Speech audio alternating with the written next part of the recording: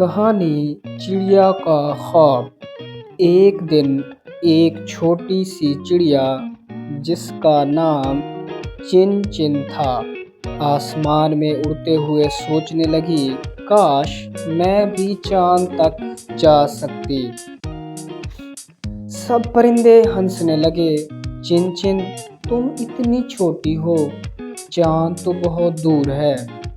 لیکن چن چن نے ہار نہیں مانی۔ وہ روزانہ اونچی پرواز کی مشق کرتی، درختوں کی چوٹیوں تک جاتی اور ہر دن تھوڑا اور اونچا اڑنے کی کوشش کرتی۔ ایک دن ایک بڑا طوفان آیا، سب پرندے گھونسلوں میں چھپ گئے۔ لیکن چن چن نے دیکھا کہ ایک ننھا سا پرندہ درخت سے گر گیا ہے اور مدد کے لیے چلا رہا ہے۔ چن چن نے فوراً اپنی چھوٹی سی طاقت سے پرواز کی اور تیز ہوا کے باوجود اس بچے کو بچا لیا۔